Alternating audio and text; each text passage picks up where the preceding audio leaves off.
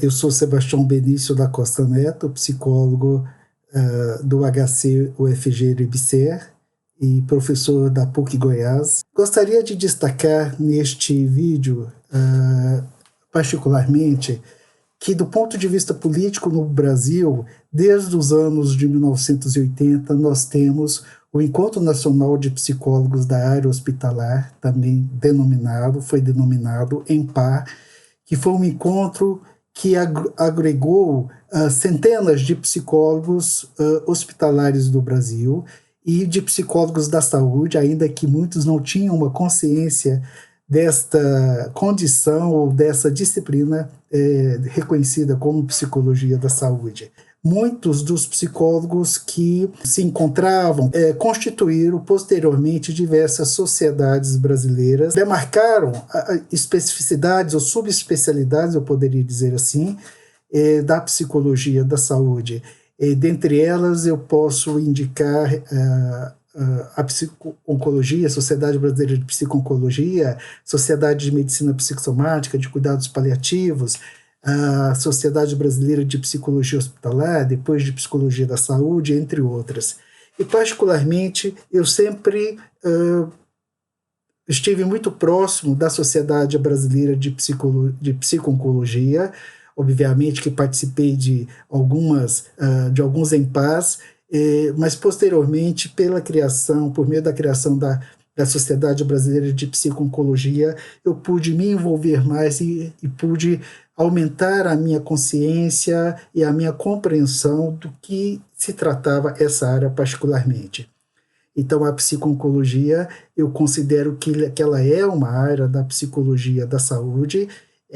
não só desenvolvida por psicólogos, ela tem a contribuição de diversos outros profissionais, de diversas outras áreas. Mas foi a partir da psico-oncologia que eu pude desenvolver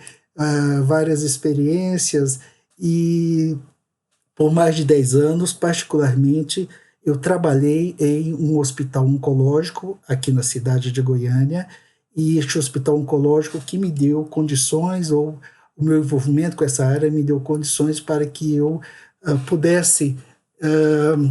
conhecer e aprofundar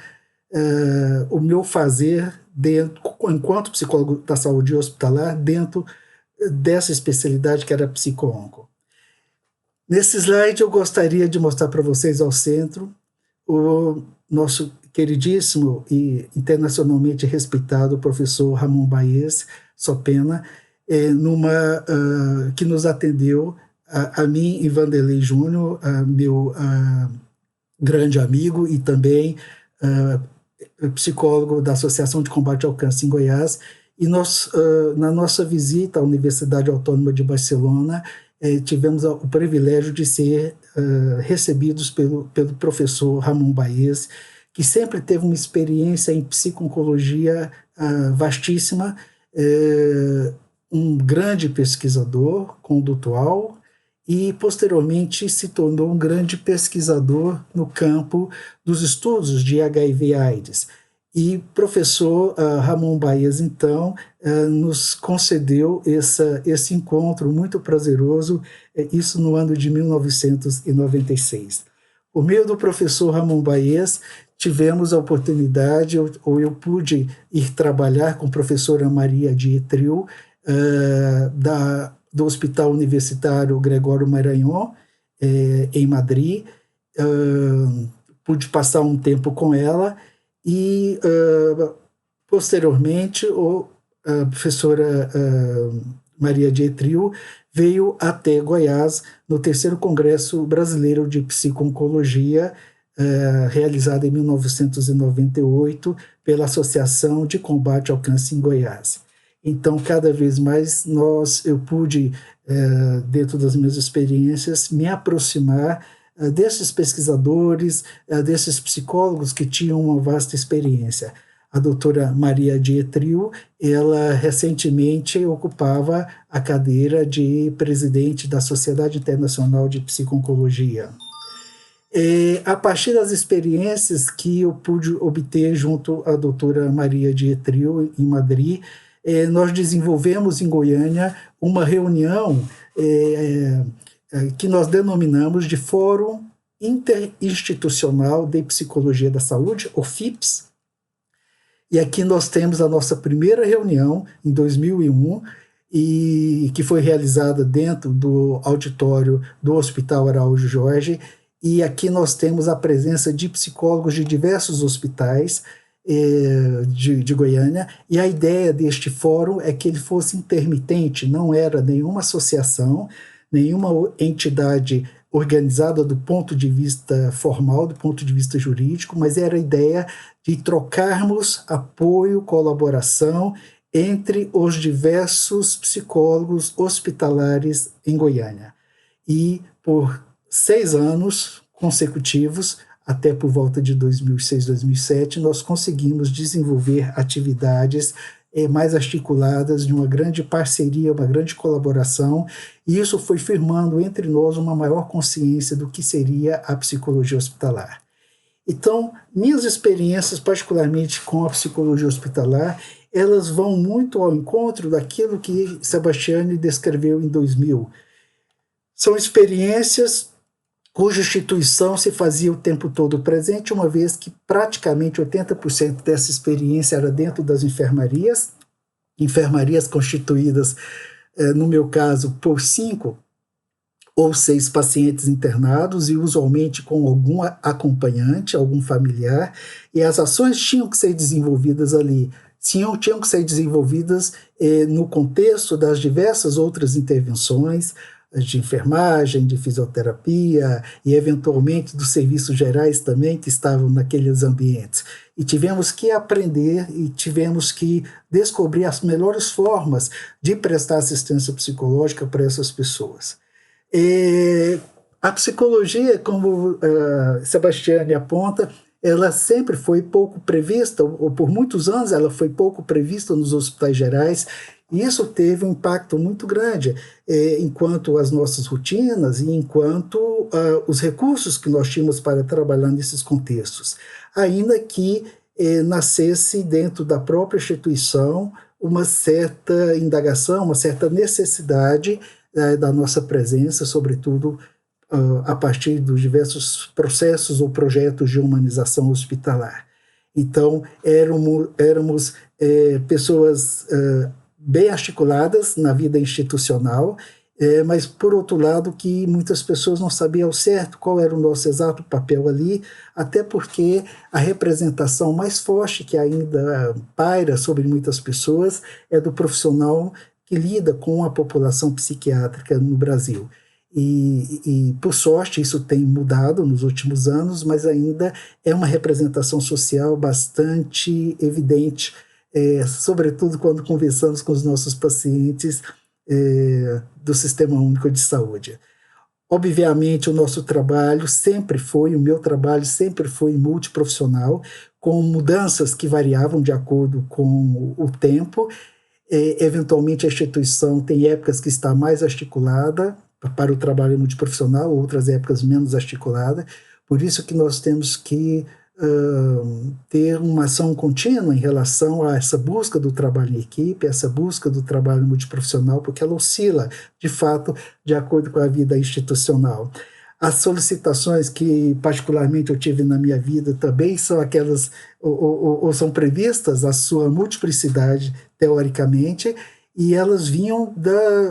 de pacientes, elas vinham de enfermeiros, elas vinham de outros colegas que atendiam os pacientes nas enfermarias, e num número menor de famílias, mas que eventualmente nos procuravam de uma forma mais independente aos nossos serviços. Contudo, a maior parte das nossas ações, de fato, era uma demanda onde nós íamos até as enfermarias, e vamos até hoje até as enfermarias, ter o contato, o encontro com esse paciente e com essa família. Então, o contexto, o setting de trabalho, ele é um setting aberto, ele é um setting muito variado, até porque não ficamos apenas na enfermaria, há situações muito concretas que nós precisamos interceptar, ter contato com o paciente, a família, eventualmente nos corredores do hospital, eventualmente em algumas outras salas de convivência, ou alguns espaços maiores que a instituição tem. Então, esse ambiente ele é muito aberto, é muito variado, e isso vai constituindo um setting diferenciado pelo qual nós temos que nos preparar enquanto psicólogos hospitalares, e tanto nos prepararmos quanto tirar o melhor possível desses contextos e dessas limitações ambientais, também das limitações temporais que nós temos ao atender os nossos pacientes.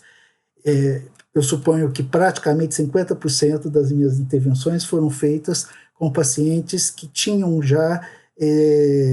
definidas por parte de outros profissionais da saúde procedimentos muito próximos ao atendimento psicológico, ou que de alguma forma tinha uma expectativa que a minha intervenção psicológica pudesse facilitar um pouco mais ou tranquilizar o paciente para que ele pudesse passar por esses procedimentos. Então, o tempo sempre impôs bastante os limites das nossas ações dentro dos hospitais. E o que nós vamos observando, e há diversas experiências a relatar acerca disso, é essa sobreposição de sofrimento orgânico-psíquico, e muitas vezes, quando nós conseguimos atender o paciente e dar espaço de uma escuta, dar espaço para que ele conta os dramas da sua existência, para que ele conte a sua situação e como ele interpreta a sua situação, os seus medos, os seus temores, as suas crenças, os seus valores relacionados, nós temos uma possibilidade de observar uma menor expressão, eventualmente, até de dor física neste paciente. E também outros colegas que participam, que trabalham desse contexto, também sempre têm experiências mostrando essa sobreposição do sofrimento orgânico-psíquico. Como eu disse, nós buscamos o paciente, nem sempre ele opta, ou sequer, às vezes, ele tem conhecimento do que é o trabalho do psicólogo. Mas, de qualquer forma, eu suponho que eu tenho atendido um pouco mais de 4.000 pessoas na minha experiência hospitalar, e o que eu observo é que uma quantidade muito pequena, talvez menos de 2%, talvez até um pouco menos do que isso, rejeite a intervenção do psicólogo. E dentre os que rejeitam a intervenção do psicólogo, usualmente eu digo para ele, olha, tudo bem, eu poderia voltar aqui para te falar um bom dia, uma boa tarde, uma boa noite. Eles dizem, sim, você pode fazer isso. E, eventualmente, muitos desses pacientes que rejeitam inicialmente, no terceiro, quarto dia, nós já estamos falando um pouco mais sobre algum tema que os incomoda. Eu quero destacar isso para dizer que a nossa intervenção é uma construção de relação dentro do contexto da unidade de saúde. Então, nós não temos uma varinha de mágica, nenhum pó mágico para fazer com que a realidade do paciente mude drasticamente, ou a confiança dele em relação à instituição, à equipe mude drasticamente a partir do momento que nos encontra. Não, isso é uma construção que deve ser feita e que nós temos que estar atentos em relação a isso. Obviamente, as nossas intervenções são focais e emergenciais, e praticamente 90% das minhas intervenções dentro do hospital também assim foram. Obviamente que essas intervenções, eu preciso resgatar aquilo que eu inicialmente disse lá na parte 1 dessa conversa, que é entender a multifatoriedade que constitui aquela realidade, aquele sofrimento do paciente. E sempre a nossa ação, a minha ação, se dirigiu ao paciente, à sua família, à equipe e à própria instituição. Por fim, eu gostaria de destacar que a minha identidade profissional, ela sempre buscou, ou ela foi se associando de tal forma que hoje este perfil eu acho muito importante de ser um psicólogo que sabe fazer os cuidados em saúde, que pode desenvolver pesquisa para alimentar a qualidade desses cuidados e que possa continuamente transmitir aquilo que aprende com os mais jovens, os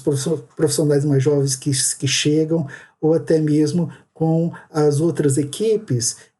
ou outros profissionais que usualmente passam por formação continuada e que nos chamam para participar. Então, a minha identidade profissional, ela é uma identidade marcada por um profissional que cuida, que pesquisa e que busca desenvolver o melhor ensino possível.